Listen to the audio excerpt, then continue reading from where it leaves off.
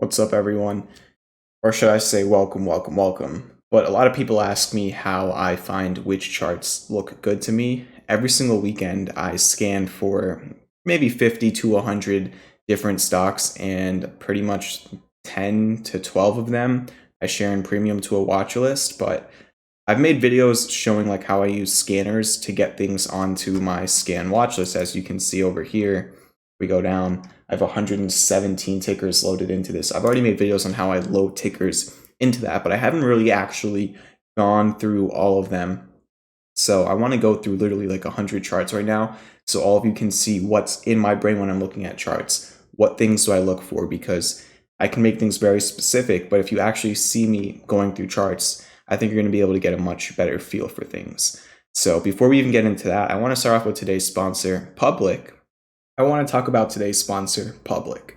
Public is an investing platform where you can build a portfolio of stocks, bonds, options, and more. Public has a ton of benefits, especially if you are interested in getting into options. In addition to having no commission fees or per contract fees, you can earn a rebate of up to 18 cents per contract. Now let's walk through an example of what the rebate looks like. Imagine you had just one contract and the premium is $100. You could actually purchase that on Public for $99.85, and then let's say you make $20 in profit on the option. You can sell it for $120.13. Public's trading rebates mean that your total cost to purchase an option contract is less than the premium, and when you sell that contract, your rebates allow you to earn more than the sale price. So the bottom line is, you pay less with Public so you can make more. Check it out for yourself using my video link in the description at public.com/championvibe. You can start saving 10 cents on every contract traded and boost your rebate up to 18 cents by referring friends. Now that you know about Public, let's get into the charts. I want to make it super clear. I'm going to be running through these charts quickly, and I'm going to be showing you all the tools in my toolbox.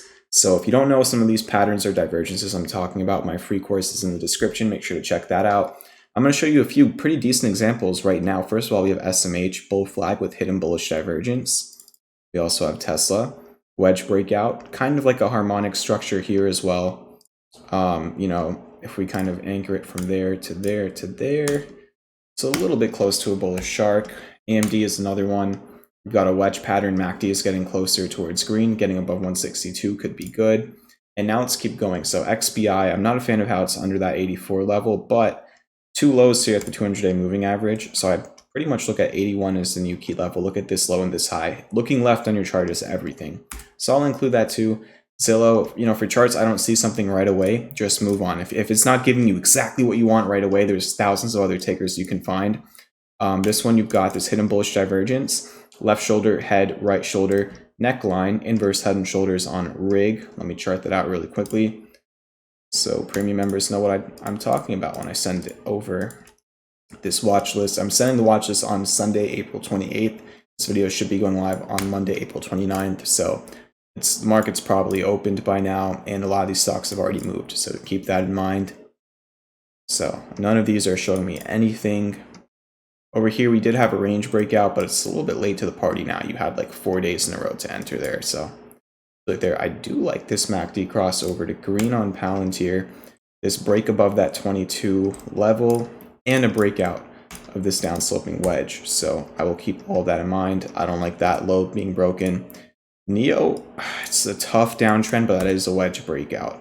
This is pretty bearish. That's like a classic textbook. Head and shoulders, Roku, that harmonic failed. Again, if I don't see it right away, I am moving on. It's a tougher one. You have a pretty rough downtrend, but you have that historical support looking left on the chart. In the midterm, you've got a double bottom forming here. And look, the last 5 times you tested that 200-day moving average, you rejected it, but you're trying again. So we will see. JD, you've got the wedge breakout and the 200-day moving average breakout. But it seems like that initial wedge just really didn't do too much. But if we rechart it, pretty decent. I would like to see that hold 16.5. PayPal, it's not giving me what I want to see right away. That's really the main thing I want you to learn from this video. Now, here's the thing about DraftKings, all right? There is a linear trend intact, all right? Even if we chart the demand line like that, you're just sitting in an upsloping channel. You're bouncing off the demand line.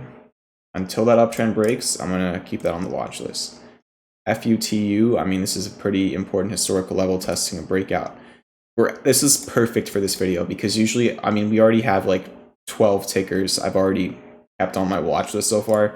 Usually there would have been like only 1 or 2 by right now, so maybe that goes to say something about the market conditions.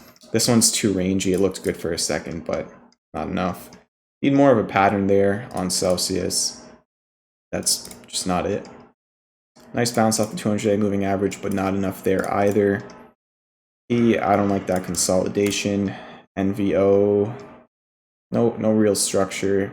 All right, now we're getting to the part where you can see like where name a pattern that looks great to you on any of these charts I'm looking through.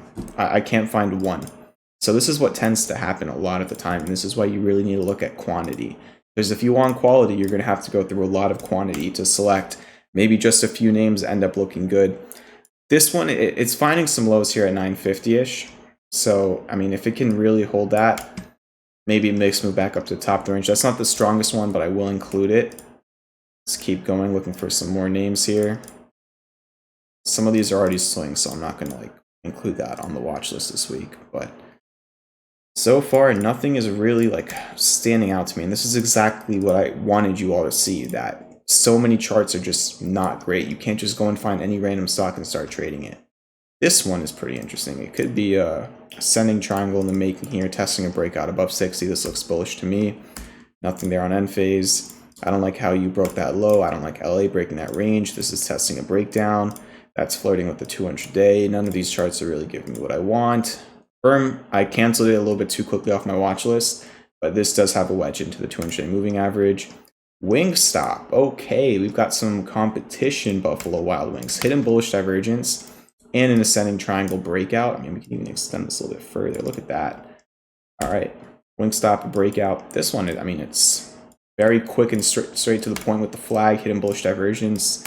I mean, right now you're witnessing a lot better than usual. Usually it's not this easy to find good-looking names, and you can really see how a lot of them are just kind of in the middle of nowhere. The overall things I'm looking for, are they close to bouncing off a 200-day moving average? Do they have any bullish patterns, bullish divergences, historical levels that they're testing, harmonics? These are all the things that are running through my mind. Literally, I can tell within 2 seconds of looking at every single chart whether or not those things are there. I'm sure I'm going to miss a few, but I'm just trying to get through as many tickers as possible to see what's going on in the overall market. So this one, it's a little consolidation here after a nice run up. I mean, I could say it's a bull flag. Staying above 35 is going to be key here. It's really this zone.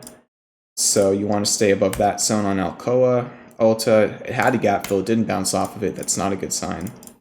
And let's keep going. Nice move on earnings for Snapchat. Nothing on any of these. Like, I'm sure you all can see how my eyeballs are moving. Like, this comes with years of experience that, like, literally I look at a chart and, like, I'm analyzing 6 things at the same time. Definitely take your time. You don't have to rush this. I don't want to make a 40-minute video.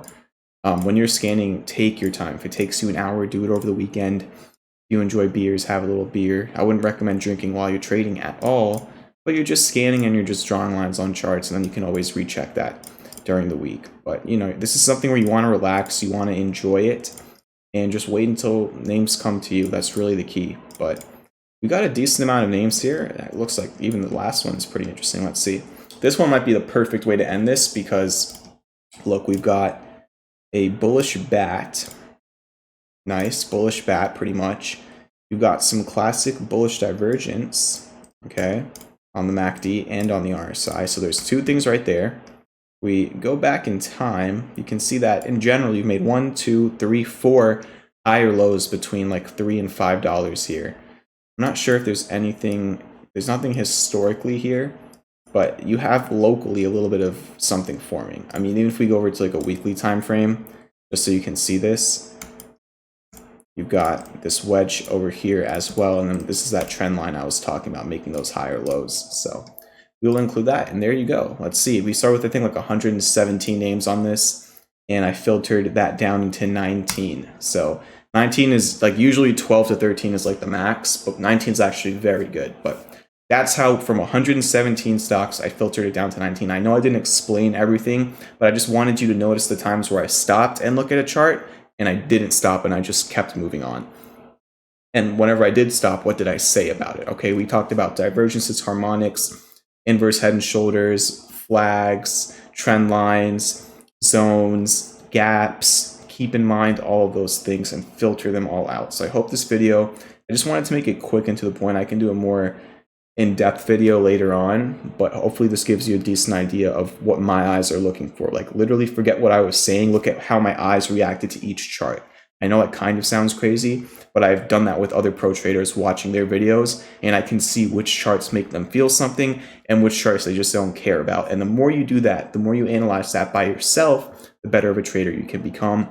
Once again, shout out to Public for sponsoring this video. Public.com/championvibe is my link if you want to use that. It is in the description. Have a great rest of your day and good luck trading in the markets.